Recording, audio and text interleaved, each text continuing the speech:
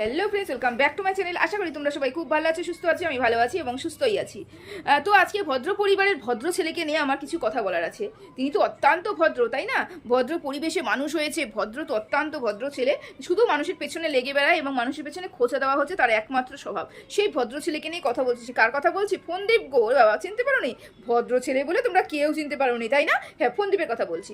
তো ফোনদীপ আজকে একটা ভিডিও ছেড়েছে যেখানে কন্ট্রোভার্সি দিয়েছে। আর কন্ট্রোভার্সি না দিলে ওর চ্যানেল চলবে নাকি? কন্ট্রোভার্সি তো দিতেই হবে। তা এত বড় একটা ব্লগার তবু কন্ট্রোভার্সি দিবে, কিন্তু কন্ট্রোভার্সি ছাড়া কিন্তু ভিডিও হয় না। সেই থাম্বনেলে থাকুক, টাইটেলে থাকুক, ভিডিওর মাঝখানে থাকুক, প্রতিদিন কিছু না কিছু দিচ্ছে কন্ট্রোভার্সি ক্রিয়েটারদের খাওয়ার জন্য, কন্টেন্ট বানানোর জন্য সে দিচ্ছে। সে চর্চাতে থাকতে চায়, সেটা আমরা বুঝতেই পেরেছি।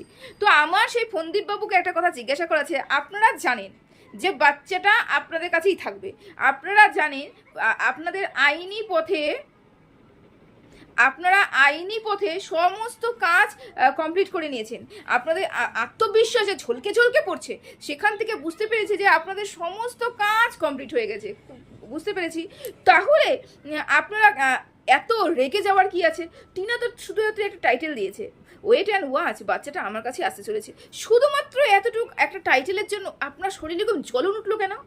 কারণ আপনার মুখ চোখ ওরকম শুকনো শুকনো ব্যাপারটা, খুব টেনশনে আছেন এরকম দেখে মনে হচ্ছে। কই, আপনাকে দেখে তো মনে হচ্ছে না উৎফুল, আমার আত্মবিশ্বাস আমার কাছে আছে, বাচ্চাটা আমার কাছে আসবে, 100% কাজ আমার কমপ্লিট হয়ে গেছে, বাচ্চাকে নিয়ে তোমরা কেউ কোনো চিন্তা করো না। ভিউয়ার্সরা আপনি তো বলছেন। তাহলে আপনারা যখন জানেন আপনাদের প্রসেসিং সব কমপ্লিট এবং সঠিকভাবে কমপ্লিট হয়েছে, বাচ্চাটা কোনো মতে টিনার কাছে যেতে পারে না, তাহলে কেন আপনি কন্ট্রোভার্সি করছেন? কেন টিনার পিছনে লাগছেন? কেন আপনার মুখ শুকিয়ে যাচ্ছে? কেন বারবার জিজ্ঞাসা করতে যাচ্ছেন ও যে কি কাজ করছে? আমরা তো জানি না ও যে কি কাজ করছে, আমরা তো জানি না। কেন টিনা কি কাজ করছে আপনার জানার দরকারই বা কি? টিনা যে কাজ করছে, কি কাজ করছে, কার দ্বারা করছে, আপনার জানার কি প্রয়োজন? আপনি তো আপনার কাজ করেছেন। আসলে ব্যাপারটা কি বলুন তো, আপনিও জানেন ব্যাপারটা এখানটায় যে ভিউয়ার্সদের আমি যতই মাখন লাগাই, ভিউয়ার্সদের যতই আমি মিষ্টি মিষ্টি কথা বলে দিই না কেন, আমি তো জানি আমার ভেতরে কি আছে। ভয় তো অবশ্যই আছে, কারণ জানেন বাচ্চা যতক্ষণ না সাবালক হচ্ছে ততক্ষণ মার কাছেই থাকবে। এটা আপনি জানেন, এটা আইনের মধ্যে আছে, বাচ্চা কিন্তু মার কাছেই যাবে। তারপরেও ভিউয়ার্সদের এসে মিথ্যে কথা বলতে আপনি বাধা বলে যাচ্ছেন, অনবরত মিথ্যে কথা বলে যাচ্ছেন। সেই জন্যই তো কেউ বললো আর আপনি ঠক করে উঠে পড়লেন, চিৎকার করে উঠে পড়লেন। আপনি শান্ত থাকতেন, উত্তর দিতেন না, তখনই তো ভাবতাম যে না, আপনারা তো সব কিছু জেনে শুনেই বসে আছেন, আপনারা সব করেই বসে আছেন, তাহলে কোনো ব্যাপারই না, কোনো ব্যাপারই না। বাচ্চাটা আপনার কাছে পাওয়ার জন্য আপনি বাচ্চাকে পাবেনই, বাচ্চা আপনার কাছে থাকবে। তবুও টিনার একটা টাইটেলে আপনাকে পুরো জ্বলিয়ে দিল। শুধু আপনাকে জ্বলায়নি, আপনাদের মতন কিছু মানুষকে একদম জ্বলিয়ে দিয়েছে, বুঝতে পেরেছেন? আচ্ছা, 2 নম্বর কথা, নাইটি পরে ধ্যাং ধ্যাং করে রাস্তার মধ্যে নাচে অসভ্যতের মতন। প্রথমত কথা, যারা যারা নাইটি পরে, আমি তো নাইটি পরে বসেছি, আমিও নাইটি পরে ওয়াইটিতে ভিডিও করতে বসেছি। হ্যাঁ, এরকম নাইটি পরে বহু মানুষ ভিডিও করতে বসে। এরকম নাইটি পরে কাকি কাকিমা জেঠিমা অনেক মানুষ আছে, বেশিরভাগ মানুষই আছে যারা নাইটি পরে বাড়িতে। যারা যারা নাইটি পরে তারা কি সত্যি সত্যি অসভ্য হয়? তারা সভ্য ভদ্র ঘরের মানুষ হয় না? আপনার কি বক্তব্য? আপনি বলতে চাচ্ছেন যারা যারা নাইটি পরে তারা প্রত্যেকটা মানুষ অসভ্য হয় এবং নোংরা পরিবারের মানুষ হয়, এটা বলতে চাচ্ছেন কি? আচ্ছা, নাইটি পরা মানুষদেরকে রীতিমতন আপনি অপমান করছেন, তাই তো? কোথায় দেখেছেন আপনি টিনাকে নাইটি পরে অসভ্যতামি করতে? কোথায় দেখেছেন?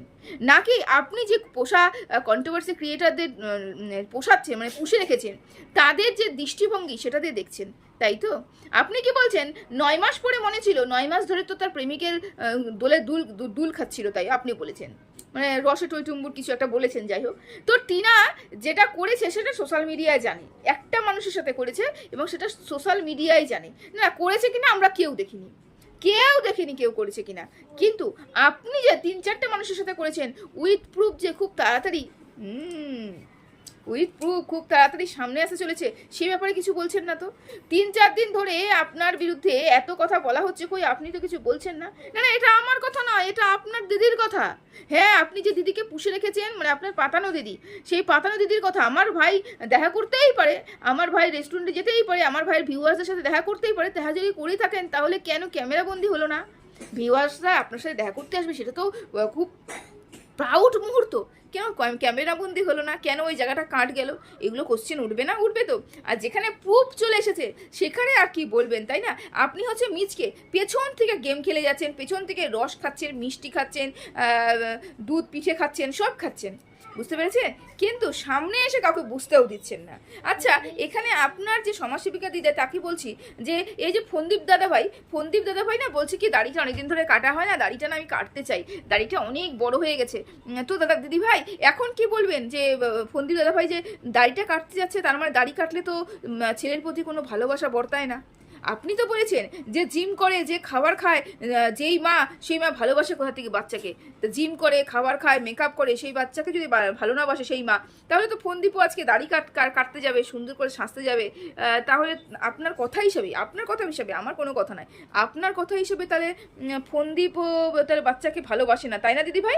আপনি তো বলেছিলেন, তাই না? আচ্ছা, 3 নম্বর কথা সেটা হচ্ছে ফন্দীপ, তুমি বললে যে 9 মাস ধরে এত কষ্ট করে বাচ্চাটাকে আমি মানুষ করেছি, 9 মাস ধরে এত কষ্ট করে বাচ্চাটাকে সামলাচ্ছি। আচ্ছা, বাচ্চা সামলানো সব থেকে কঠিন মুহূর্ত কোনটা হয় জানো? কঠিন মুহূর্ত কোনটা হয়?